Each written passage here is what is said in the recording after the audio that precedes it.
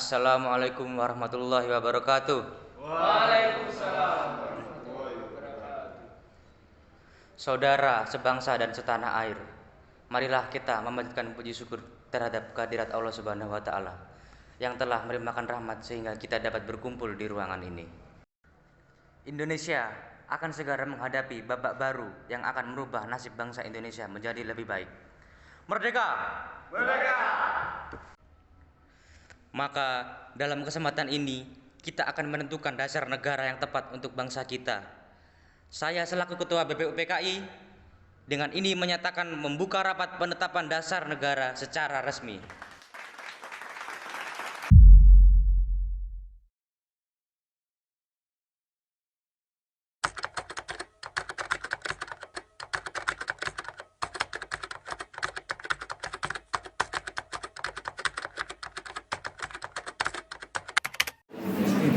Saudara-saudara sekalian, kita memang punya tujuan yang sama. Namun, jika Anda hanya berbicara di dalam kelompok, itu hanya percuma. Jadi, sampaikanlah usulan kalian di depan umum. Saya memiliki usulan. Indonesia merupakan negara yang kaya akan tradisi dan budaya. Jadi, saya harapkan kita memiliki dasar negara yang mampu mewakili keberagaman yang ada di Indonesia. Saya setuju, memang seharusnya Indonesia memiliki ideologi yang mampu memersatukan seluruh pihak. Saudara-saudara, saya telah mendengarkan beberapa usulan. Saudara sekalian, saya telah menyimpulkan apa dasar yang cocok untuk negara tercinta ini. Dalam sidang hari ini, saya mengajukan usulan mengenai dasar negara yang berwujud tulisan maupun dalam bentuk lisan. Berikut rumusan secara lisan. 1. Peri kebangsaan. 2. Peri kemanusiaan. 3. Peri ketuhanan. 4. Peri kerakyatan. 5. Peri kesejahteraan rakyat. Secara tertulis. 1. Ketuhanan yang Maha Esa. 2. Kebangsaan Persatuan Indonesia. 3. Kemanusiaan yang adil dan beradab. 4. Kerakyatan yang dipimpin oleh hikmat kebijaksanaan dalam permusyawaratan atau perwakilan. 5. Keadilan sosial bagi seluruh rakyat Indonesia. Bung Yamin, saya akui, pendapat Bung Yamin sangat luar biasa. Tapi Bung Yamin harus ingat, Indonesia memiliki mayoritas penduduk Islam. Betul, Bung. Seharusnya Islam lebih diutamakan di negara ini. Apa Tuan tidak mendengarkan pernyataan dari Tuan Agus Halim? Kita membutuhkan dasar negara yang menyeluruh dan bukan kelompok Anda saja. Tidak, saya tidak setuju. Benar. Pernyataan ini sudah benar. Tidak bisa begitu. Saya sependapat dengan Muhammad Yamin. Ide saudara sangat bagus karena mengandung unsur ketuhanan sesungguhnya yang telah mewakili keadaan Indonesia yang beragam karena agama.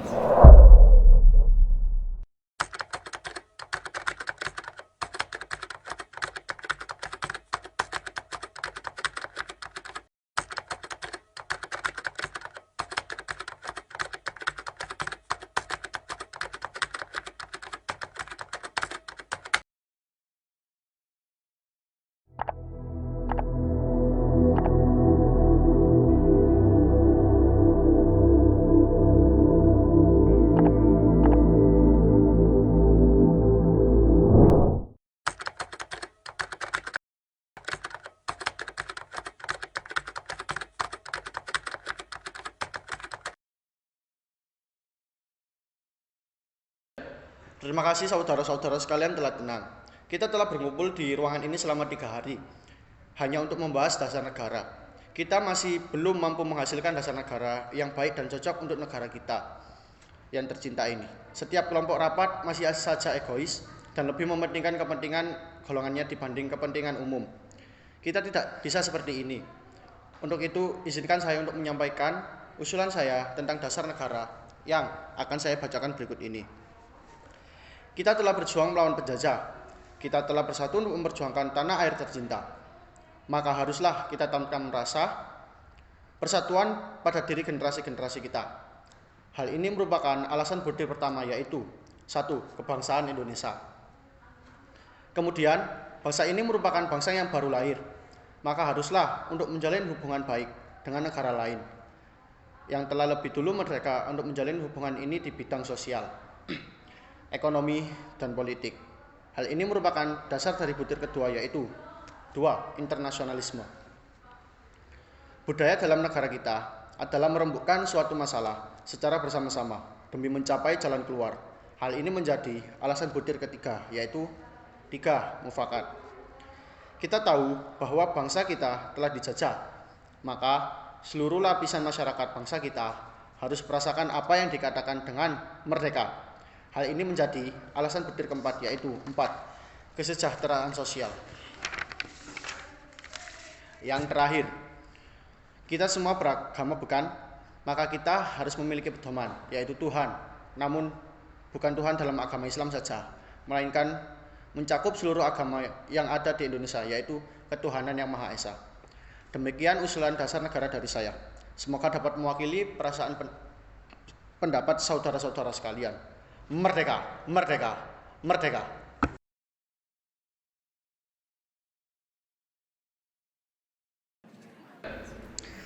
Selamat pagi, salam sejahtera bagi kita semua. Yang terhormat, panitia dan anggota-anggota Dogoritsu Junbi Josaka yang berbahagia. Marilah kita memanjatkan puji syukur kehadirat Tuhan yang Maha Esa bahwa kita semua dapat hadir di sini tanpa halangan suatu apapun. Saya selaku ketua mengucapkan terima kasih yang sebesar-besarnya atas kehadiran tuan-tuan sekalian. Dengan sambutan pembukaan saya ini, saya umumkan bahwa sidang BPUPKI yang kedua ini resmi dibuka. Sekian sambutan yang dapat saya sampaikan. Bila ada salah dan kurangnya, mohon maaf yang sebesar-besarnya. Terima kasih atas perhatian tuan-tuan. Tuan Ketua, saya di sini akan menyampaikan usulan-usulan yang telah saya terima selaku Ketua Panitia Kecil yang telah dibuat pada sidang BPUPKI yang pertama. Usulan-usulan yang dapat saya terima adalah 1. Usulan mengenai dasar negara. 2. Mengenai unifikasi atau federasi. 3. Tentang keuangan. 4. Tentang agama dan negara. 5. Tentang pembelaan negara. 6. Tentang warga negara. 7. Tentang bentuk negara dan kepala negara. 8. Tentang daerah. Dan yang ke-9 adalah meminta merdeka selekas-lekasnya. Marilah tuan-tuan kita melakukan voting untuk menentukan bentuk negara. Tuan Ketua, kami sudah mengetahui bahwa ada 64 sistem. Yang memilih republik ada 55 sistem. Yang memilih kerajaan ada 6 sistem dan belangko ada 1 sistem. Saya mengucapkan terima kasih atas pekerjaan komisi. Anggota sekalian sudah mendengar bahwa telah dipilih oleh sidang Dogoritsu Junbi Josaka yang kedua kali ini yang melahirkan 64 sistem ialah yang 55 republik, 6 kerajaan, 1 belangko, dan 2 lain-lain. Jadi semuanya ada 64. Sudah ada ketetapan dalam waktu ini nanti kita membuat pelaporan yang sejelas-jelasnya. Jadi putusan panitia itu republik. Sudah terang republik yang kita pilih dengan suara terbanyak. Sekarang saya minta untuk beristirahat. Maka apabila bangsa Indonesia pada masa ini mempunyai ketinggian kehendak dan kemauan dan menjunjung tinggi apa yang angan-angankan, hendaklah sanggup pula mengakui bahwa tanah Melayu itu sebagian dari tanah air kita. Tanah Papua itu sumber kekayaan kita. Janganlah sumber kekayaan yang diwariskan oleh nenek moyang kita hilang dengan sia-sia belaka. Oleh karena itu, saya setuju bahwa dalam menentukan batas halaman tanah air kita, hendaklah kita berpikir dengan sebaik-baiknya. Janganlah didasarkan pada soal apakah kita sanggup atau tidak sanggup, tetapi apakah akan timbul kesanggupan akan merdeka atau tidak. Soal lain pula berhubung dengan tanah Papua. Memang hal ini dalam ilmu pengetahuan, etnologi, bahasa, geografi ada yang menyebutkan bahwa Pulau Papua tidak masuk tanah Indonesia.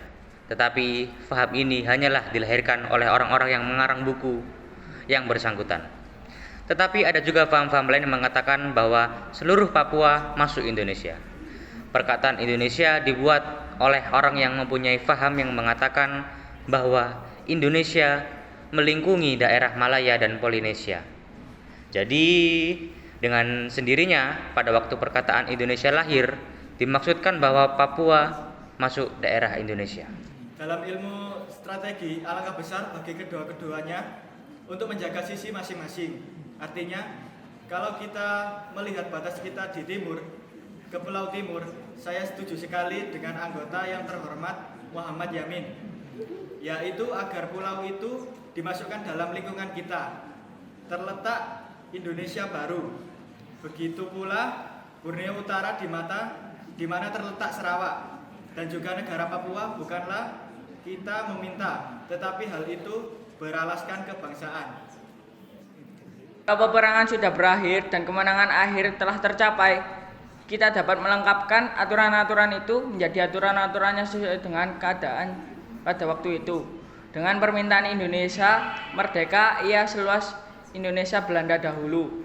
Jikalau kemenangan akhir tercapai dan ada permintaan yang nyata dari Malaya Selatan, Borneo Utara, bahwa rakyat di situ merasa juga ingin masuk dalam lingkungan kita, dengan senang hati mereka akan kita terima sebagai bangsa kita di dalam Indonesia merdeka.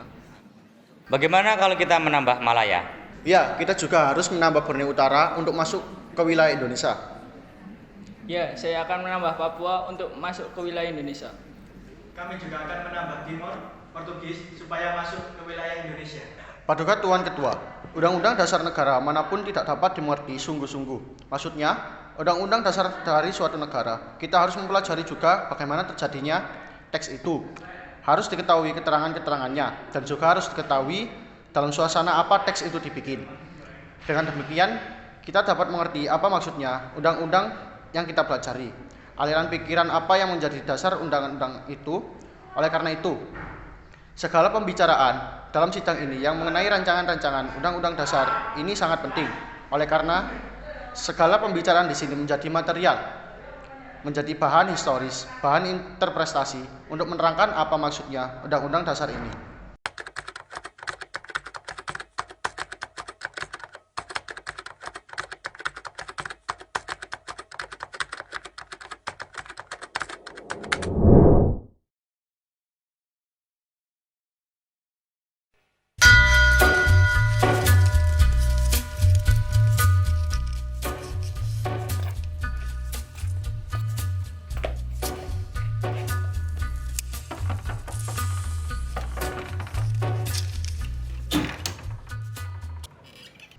Halo, selamat pagi Bung Karno. Maaf, siapa Anda? Saya Jenderal Terauchi, Panglima Jepang. Bisakah saya mengundang Anda Bung Hatta dan Bung Rajiman untuk membicarakan kemerdekaan bangsa Indonesia? Baiklah, kami akan berangkat nanti. Baiklah kalau begitu Bung, terima kasih Bung.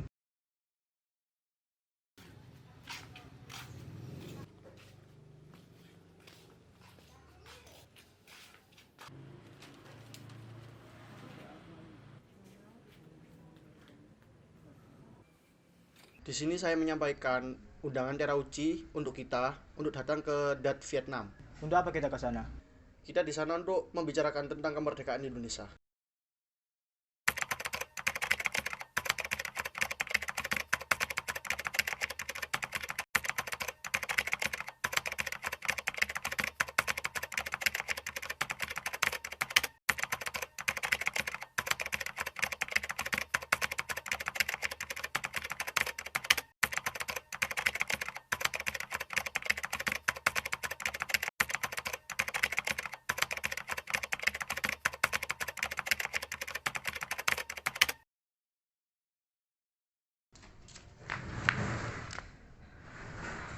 Bung Karno, Jepang sudah kalah. Seharusnya kita cepat memproklamasikan kemerdekaan Indonesia. Kita tidak bisa begitu saja memproklamasikan kemerdekaan. Kita harus membicarakan di rapat PPKI. Kita tidak mungkin membicarakannya dalam rapat PPKI, karena PPKI dibentuk oleh Jepang. Dan kemerdekaan Indonesia harus dari usaha rakyat Indonesia, bukan dari bangsa lain. Bukan begitu, kita memang seharusnya membicarakannya dalam rapat PPKI karena PPKI adalah badan tugas yang mempersiapkan kemerdekaan.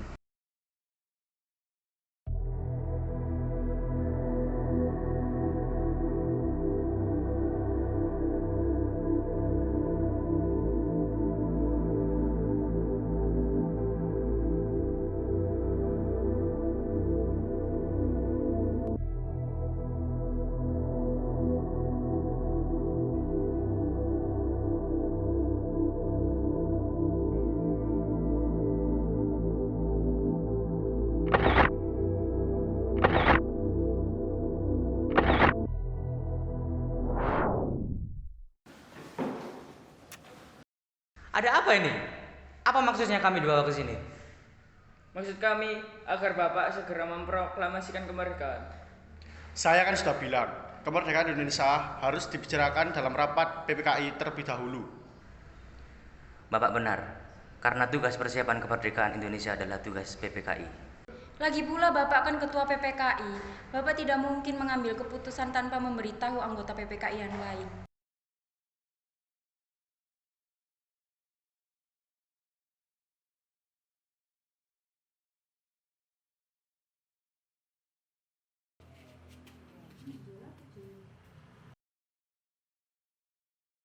Silakan masuk Bapak-bapak. Tunggu dulu. Bagaimana mungkin kita merumuskan suatu teks proklamasi di rumah seorang laksamana Jepang? Tenanglah, silakan masuk di rumah saya. Saya akan menjamin keselamatan Anda di rumah saya. Baiklah, di mana kita bisa merumuskannya? Silakan masuk di sini.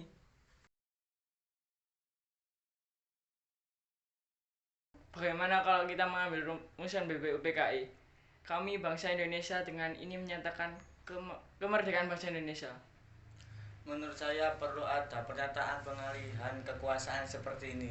Hal-hal mengenai pemindahan kekuasaan dan lain-lain diselenggarakan dengan secara seksama dan dalam tempo yang sesingkat-singkatnya. Bagaimana bila naskah ini ditandatangani oleh seluruh yang datang pada saat ini? Bagaimana jika Pak Karno saja yang menandatanganinya? Begini saja, lebih baik Pak Karno dan Pak Hatta yang menandatangani atas nama bangsa Indonesia. Ide kamu bagus, saya setuju.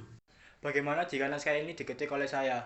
Akan tetapi ada beberapa perubahan, seperti wakil-wakil bangsa Indonesia diganti menjadi atas nama bangsa Indonesia, dan 17.08.05 diganti menjadi hari 17 bulan 8 tahun 45, dan juga tempo menjadi tempo.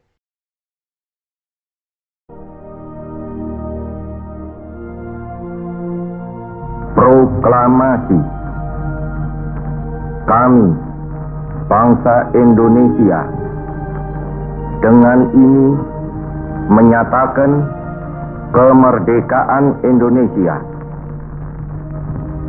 Hal-hal yang mengenai pemindahan kekuasaan dan lain-lain diselenggarakan dengan cara saksama dan dalam tempo yang sesingkat-singkatnya.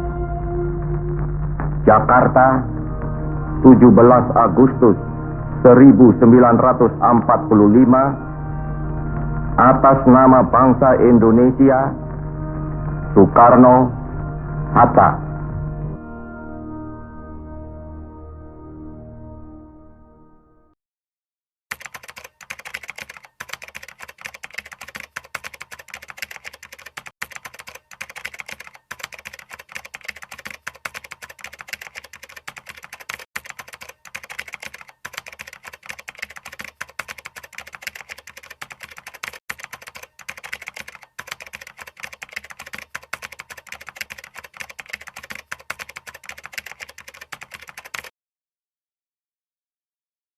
Assalamualaikum warahmatullahi wabarakatuh.